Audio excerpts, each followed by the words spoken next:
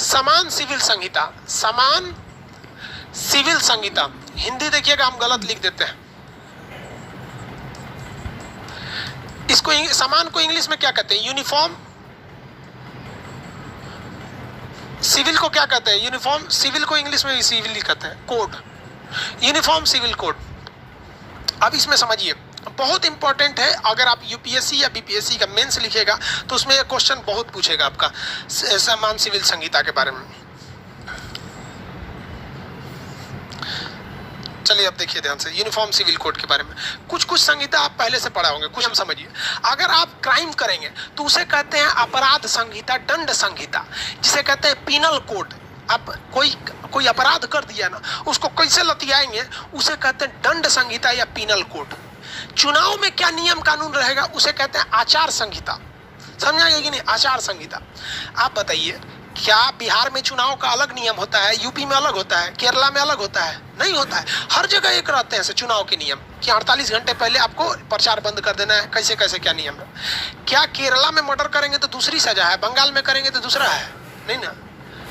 क्या केरला में मुस्लिम का अलग नियम है, मुस्लिम मर्डर करेगा तो दूसरा है, हिंदू मर्डर करेगा तो दूसरा है? नहीं है। तो हिंदुस्तान में क्रिमिनल कोड सेम है और आपका सिविल कोड भी, मतलब ये आपका जो चुनाव की आचार संहिता वो भी सेम है। लेकिन सिविल कोड क्या है कि सिविल कोड में मेनली 3-4 चीजें आती हैं, आप ध्यान से समझिएगा। पहला आता है आपका विवाह। अब विवाह हुआ है तो कहीं ना कहीं तलाक हो जाएगा। तलाक का वीडियो बना के पढ़ा चुके हैं, तलाक की बिद्दत खत्म हुआ है। और क्या हो जाएगा? वसीयत।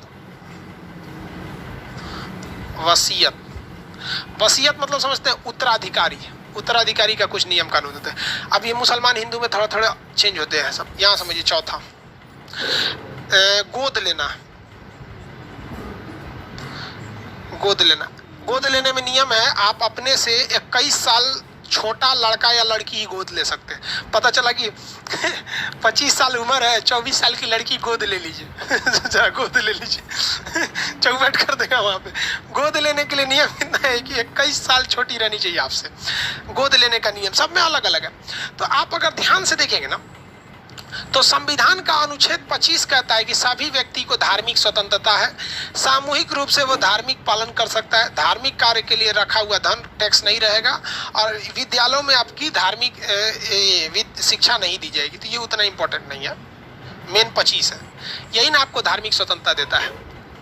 तो अनुच्छेद 25 कहता है कि हर धर्म की रीतियां अलग है, लेकिन हमारा आर्टिकल 13 क्या कहता है, पढ़ा चुके हैं आपको। अनुच्छेद 13 क्या कहता है? अनुच्छेद 13 कहता है कि कोई भी ऐसा नियम कानून लीगल ही नहीं रहेगा जो दूसरे को तकलीफ पहुंचाता हो, चाहे वो हिंदू का हो या मुसलमान का हो। दूसरे को तकलीफ पहुंचाएगा तो हम उसे रहने नहीं देंगे। फिर वो आर्टिकल 25 की तरह ये नहीं कहेगा कि हमारी धार्मिक स्वतंत्रता है। तो इसी में विवाह का नियम आ गया। हिंदू भी विवाह एक करेगा, मुसलमान भी एक। मुसलमान में पॉलीगैमी है, बहुत सारे विवाह कर सकता है। अब बात समझिए यहाँ पर यूनिफॉर्म सिविल कोड की मांग क्यों उठ रही है। और ये काफी मुश्किल है। इससे ऐसा नहीं कि केवल हिंदू को तकलीफ होगा या केवल मुसलमान को तकलीफ होगा। इससे सबसे बड़ा दिक्कत गवर्नमेंट को होगा, पूरा रिकॉर्ड चेंज करना पड़ जाएगा। तो उसमें गवर्नमेंट अभी यूनिफॉर्म सिविल कोड लाने की तैयारी कर रही है। वरना अगर देखिएगा ये इतना ईजी रहता तो गवर्नमेंट तुरंत ला देती, क्योंकि लोकसभा राज्यसभा दोनों में बहुमत है। इतना किसानों पर विद्रोह हुआ, कहाँ कुछ हुआ। विवाह देखिए, समझिए ध्यान से। अनुच्छेद 25 कहता है कि हम किसी भी मतलब हर एक तरह की धार्मिक स्वतंत्रता है, हम अपना धर्म मान सकते हैं। तो इस्लाम धर्म में है कि आप एक से ज्यादा शादियां कर सकते हैं। ठीक है, चलिए मानते हैं कर सकते हैं यहाँ पे। अब अनुच्छेद 13 देखिए ध्यान से क्या कहता है। अनुच्छेद 13 कहता है कि लड़का लड़की सब बराबर है। ऐसा कोई कानून पहले का नहीं रहना चाहिए जो बाद की किसी कानून को तकलीफ पहुंचाए। इस्लाम में कहा गया है कि आप दूसरी शादी कर सकते हैं, लेकिन उसके कुछ शर्त है। आपकी पहली बीवी मर गई हो या फिर पहली बीवी से बच्चे ना हो। तो पहली बीवी मर गई है तो नॉर्मली लोग कर लेते हैं, चाहे वो किसी भी धर्म में हो। अगर पहली बीवी है, दूसरी शादी करना चाहते हैं तो कंडीशन अगर उससे बच्चे नहीं हुए हो तब। और इस्लाम में कहा गया है कि अगर आपको दूसरी शादी करनी है ना पहली बीवी को होते हुए भी, तो पहली बीवी से आपको लिखित में परमिशन लेना होगा। तो ये लोग ब्याह करते समय ये कानून भूल जाते हैं, लेकिन उनको दिखता है ना हमारा 2 ब्याह करना है। अब महिलाएं सुप्रीम कोर्ट में केस कर दी। कहीं क्या भैया, सुप्रीम कोर्ट ने बोला कहा, तो कहा कि देखिए मूल अधिकार कहता है कि अनुच्छेद 15 क्या कहता है, जाति धर्म लिंग के आधार पर भेदभाव नहीं कर सकते। कहा ठीक है, लड़का लड़की पे भेदभाव नहीं हो। तो महिलाओं ने कहा कि एक पुरुष 4 मेहरारू रख सकता है, महिला 4 गो हस्बैंड रख सकती है? नहीं रखने देगा, उसका हस्बैंड भगा देगा उसको यहाँ पे।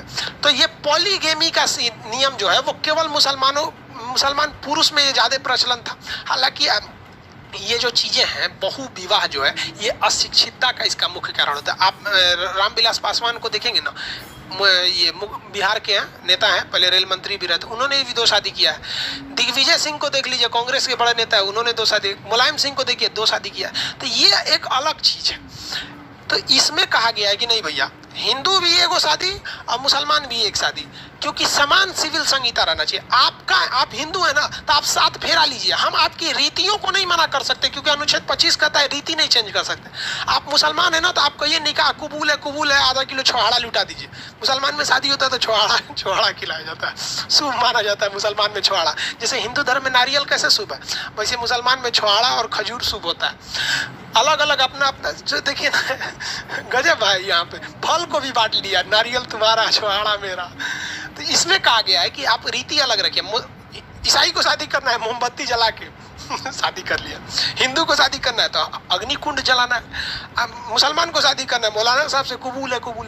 तो कहता है संविधान कि सबके लिए नियम कानून सेम रहना चाहिए। विवाह का ऐसा नहीं है कि आप बहु विवाह कर लीजिए, 4 को मेहरारू रख लीजिए, एगो के रहने के बाद भी दूसरा रख लीजिए, ये गलत भी है। महिलाओं को बड़ा झमेला होता था। तो ये दोनों के लिए सेम है भाई, एक हस्बैंड एक वाइफ। वैसे भी महिलाएं कम है, सोच रहा है एगो 4 को करेगा तो घट जाएगा, हम लोग को तो भी दिक्कत ना हो जाएगा, नेपाल से लाएंगे लोग क्या। अब उसी में कहता है समान सिविल संहिता के तहत कि आप लोग, हाँ शशि थरूर भी कमेंट कर रहे हैं कि सर शशि थरूर भी ठीक है दुद्दू को पति वालों को लिस्ट बना के रख ले, कमेंट करके लिस्ट में दे रहा है सर एक सबनी के दुद्दू के पति थे। चलिए एक हमको लग रहा है आइडिया है, काहे लिए ये लिस्ट काहे लिए बनाया, हमको भी लग रहा है ना ये बहाना बनाया है कि अगर कोई बोलेगा ते का 2 विवाह कर लिया तो लिस्ट दिखाएगा, देखो इतना बड़ आदमी किया। अरे भैया 2 विवाह करेगा ना तो फिर 2 विवाह करेगा तो फिर नरक देख लेगा पृथ्वी पे। देखिए तो ये विवाह का कानून हो गया, पॉलीगेमी खत्म कर देगा। तलाक, सुप्रीम कोर्ट ने तलाक को खत्म कर दिया, तलाक के बिद्दत को खत्म किया। तलाक पर हम आपको प्रीवियस वीडियो में बता दिए हैं कि ये महिलाओं के लिए एक तरह के उनके लिबर्टी के खिलाफ था, उनकी पूरी जिंदगी 3 तलाक के अंडर में खत्म हो जाती थी। तो ये अभी भी समान सिविल संहिता आया नहीं है, जिस दिन आएगा ना तो हिंदू भी तलाक दे सकता है और मुसलमान भी तलाक दे सकता है, लेकिन सबको तलाक देने के लिए कोर्ट में जाना पड़ेगा। समझ में आ गया कि नहीं। अब मुसलमान लोग विरोध कर रहे हैं कि नहीं ये हमारे इस्लाम के खिलाफ है, ये है वो है, मौलाना लोग इस्लाम खत्म हो जाएगा। अरे इस्लाम खत्म हो जाएगा, अच्छा इस्लाम खत्म हो जाएगा, हम बोल देंगे तो मुसलमान लोग हमारे खिलाफ हो जाएगा। सुनिए ध्यान से, इसीलिए ये सब बतिया एप्लीकेशन पे बोलते हैं। इस्लाम में नियम है, इस्लाम का कानून, अगर अनुच्छेद 25 कहता है धार्मिक कानून, इस्लाम का कानून है कि चोरी करे तो हाथ काट दो, है ना। कोई मुसलमान चोरी करे ना तो उसका हाथ काटिए, कहिए काहे काटिए, तो अनुच्छेद 25 तुम्हारी धार्मिक स्वतंत्रता, इस्लाम कहता है हाथ काट दो, तो कहेंगे ना हाँ हमारा हाथ काटेंगे, इस्लाम बाहर में गया, पर हमको भारतीय दंड संहिता इंडियन पिनल कोड की तरह चोरी की सजा दीजिए, 2 साल जेल में रखिए, हाथ काहे काटिएगा। वहां उनको इस्लाम नहीं दिखेगा। वहां भी कहिए ना कि चोर फांसी की सजा इस्लाम में नहीं है, सर काट देना है। महिला कोई गुनाह करे तो पत्थर से मारना है उसको, वहां पे सोचिए चौराहे पे खड़ा करके पत्थर से कूच के मार देता है सब, सर काट दीजिए, मौत का बदला मौत, हाथ का बदला हाथ, आंख का बदला आंख, यही होता है ना इस्लाम में। तो मुसलमान लोग या मुसलमान के मौलाना लोग जो समान दंड संहिता थी उसे मान लिया।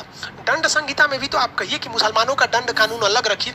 अगर ऐसा कर देंगे तो आप भी पढ़े होंगे कि सबसे टफ कानून सऊदी अरब का है, आधा मुसलमान कटा के फेंका जाएंगे लोग अगर इस्लामिक कानून लगा दीजिए तो। बहुत टफ कानून है इस्लाम का कानून वहाँ पे। तो वहां पे उनका इस्लाम नहीं खतरे में आया, वहां कोई मौलाना साहब विरोध नहीं किए। लेकिन ब्याह का जब कानून आ गया तो ना हमारा इस्लाम का अलग कानून है, ब्याह में 2 ब्याह करेंगे 3 तलाक देंगे, सुप्रीम कोर्ट धा दिया यहाँ पे। और हम गारंटी करते हैं कि गवर्नमेंट लेके चली आएगी यूनिफॉर्म सिविल कोड, पक्का लेके चली आएगी। अभी वो तैयारी में है, इससे कुछ खास देखिए पढ़े लिखे मुसलमान को या हिंदू को कोई तकलीफ नहीं आएगा। कोर्ट अभी भी दरवाजा रखा हुआ है कि आप तलाक दे सकते हैं। बड़े बड़े लोगों के तलाक की अर्जी चलती है। जमुई के डीएम दीपक कुमार का वत्सला के साथ भी नहीं चल रहा है, कोनो पहले से डीएम साहब बोल रहे हैं कि हमारी मेहरुआ पहले से फसल है। कोनो दुकान झा जी से बतिया रही थी, 2700 बार कॉल की थी। गजब हाल है भाई 2700 बार। अब डाउट वाला बतिये लग रहा है भाई, आप किसी फ्रेंड को 2700 बार थोड़े ना कॉल करिए। लड़का लड़कियां कौन सी बतियाता है सब इतना। तो भाई विवाह उन्होंने, लालू यादव के बेटा तेज प्रताप और ऐश्वर्या की शादी में उनका भी तलाक चल रहा है, तो वो 3 तलाक धड़ाक धड़ाक धड़ाक थोड़ी ना खत्म किया, तो अभी भी खत्म हो गया है कानून। तो दोनों का नियम सेम रहेगा, हाँ रीतियां अलग रहेंगी लेकिन नियम सेम रहेंगे। वसीयत, वसीयत मतलब किसका? देखिए इस्लाम में नियम है कि अगर दादा जिंदा है, दादाजी जिंदा है और किसी का बाप मर गया, ठीक है, तो उसका बाप मर गया लेकिन दादाजी जिंदा है, अब वो उसकी जो संपत्ति होगी इसमें ये छोटका का अधिकार नहीं है। अब ये दादा की मेहरबानी पे है, उस छोटका को देंगे कि नहीं देंगे इस्लाम के कानून के हिसाब से, ठीक है। जबकि हिंदू धर्म के कानून के हिसाब से अगर कोई महिला, अगर कोई बच्चा पैदा भी नहीं हुआ, अपनी माँ के पेट में है और उसके पिता का मान लीजिए एक्सीडेंट से मृत्यु हो गई और उसके बाद ये जन्म लेता है, तो भी इसका अधिकार है, ये भी अच्छा है। इस्लाम में है कि महिलाओं को भी अधिकार है संपत्ति में, हिंदुओं को पहले नहीं था लेकिन अभी संशोधन करके दिया गया, लेकिन हिंदू पर्सनल लॉ में महिलाओं का संपत्ति में अधिकार नहीं था, संशोधन करके दिया है, लेकिन इस्लाम में पहले से था। तो हिंदू धर्म की जो पर्सनल नियम थे उसमें भी कुछ अच्छाइयाँ थी, कुछ खराबियाँ थी, जैसे सती प्रथा। कोई भी बताइए तो ये गलत था कि नहीं था? बाल विवाह, 12 साल की उम्र पे शादी कर देते थे। अब 12 साल पे शादी करो तो लड़कों तो 12-13 साल का करो ना, तो ससुरा लड़कवा रहता था 30 साल का, लड़कियां रहती थी 12 साल का, ये ना गलत हो जाता था। तो हिंदू धर्म में कुरीतियां थी, लेकिन हिंदू धर्म ने शिक्षा को अपनाया, उसने लगा कि नहीं ये जरूरी है हमारे समाज के लिए, इसलिए हिंदू धर्म आगे निकल गया वहाँ पे समाज के लेके। लेकिन ये अभी भी लोग कट्टरता पुराने वाला हम फॉलो करेंगे, अपडेट लाएंगे नहीं यहाँ पर। तो सरकार कहती है कि भाई देखिए वसीयत का जो नियम कानून रहेगा ना सबका सेम रहेगा, जो हिंदू मुस्लिम सबका सेम रहेगा, ठीक है। गोद लेने का नियम भी सबका सेम रहेगा। तो यूनिफॉर्म सिविल कोड जो है एक तरह से जरूरी भी है। सुप्रीम कोर्ट ने अपने डिसीजन में स्पष्ट बोला है कि यूनिफॉर्म सिविल कोड किसी भी धर्म के रीति में छेड़छाड़ नहीं करेगा, केवल ये नियम बना देगा कि आप हिंदुस्तान के कानून के हिसाब से तलाक दीजिए, और तलाक पॉसिबल भी है। रीजन समझिए तलाक का क्या है, मैं बहुत लोग में विवाद हो जाता है। महिलाओं में वो खराबी जानते हैं क्या होता है, जब इनको गुस्सा चढ़ेगा ना, गुस्सा चढ़ेगा तो इनको ये समझ में नहीं आएगा कि किसको कितना बोल रहे हैं। ऐसा बात बोल देगी सब ना कि आदमी पगला जाएगा वहां पे। गुस्सा के आधा 80% तलाक केवल जुबान की गंदगी से होता है। इतना टफ वर्ड बोल देते हैं कि दिल के तकलीफ है, कह देंगे तू और से अच्छा तो हमारा रिक्शा वाला से बिया हो गया रहता। बताइए ये गलत बात है कि नहीं है? रिक्शा वाला से बिया, एक पुरुष क्यों जाना जाता है? कमाने के लिए, मुख्य रूप से वो कमाने के लिए जाना जाता है कि कभी भी ये कमाएगा। जिस वजह से वो जाना जाता है कमाने के लिए, तो तू बोलती है कि रिक्शा वाला से बिया हो जाता है, यानी कमाने के लेवल में तूने सबसे नीचे फेंक दिया उसको, फेंक दिया ना। इसी में पुरुष कह देगा महिला को कि महिला क्यों जानी जाती है? इज्जत के लिए, सम्मान के लिए। कहती कि तोरा से तो वैश्या से बिया हो गया रहता, तू ओकरा के फेंक दिया नीचे, एकरा फेंक दी नीचे, ले मार हो गया यहाँ पे। सबसे गलत बात है, आप लोग की भी जब शादी बिया होगी ना, जब भी लड़ाई झगड़ा होगा तो कह दीजिएगा तुमको आज जितना बोलना है बोल दो, हम कल बोलेंगे, तुरंत मत बोलिएगा, नहीं तो फिर वही हो जाएगा तलाक। समझ में आएगा? तो ये यूनिफॉर्म सिविल कोड, ये नियम आना चाहिए। लेकिन इसको ना मीडिया इस तरह से दिखा रहा है ना कि ये गेम चेंजर साबित हो जाएगा देश के लिए, कुछ साबित नहीं होगा। समझ आएगी ना क्या? तलाक वैसे भी धीरे धीरे, बहु विवाह, पॉलीगेमी अब धीरे धीरे अपने पतन के कगार पर। अब बहुत कम ही ऐसे लोग हैं जो दो गो शादी कर रहे हैं, क्योंकि समाज थूक मार देता है। समाज छोड़ो ना, थूको ना, उहे थूको, इतना ना दिमाग चाट जाएगी सब ना बेचारा सुसाइड कर लेगा वहाँ पे। तलाक वगैरह ये तो अब खत्म ही हो गया। तलाक बिद्दत, वसीयत, तलाक बिद्दत का हम आपको पढ़ा चुके हैं अलग से चैप्टर में। तो ये आपको कौन सा समझ में आ गया? आर्टिकल 44। समान सिविल संहिता गोवा ने तो लागू कर दिया। समान सिविल संहिता को किस राज्य ने लागू कर दिया? गोवा ने। इसे कंपलसरी लागू क्यों नहीं किया जा सका? जब देश आजाद हुआ था तो हिंदू मुस्लिम के दंगे बहुत भयानक हुए थे, उसी समय लागू कर देता तो ज्यादा विवाद हो जाता, इसलिए इसको छोड़ दिया राज्य की सहमति पर। समझ में आ गया कि नहीं आ गया?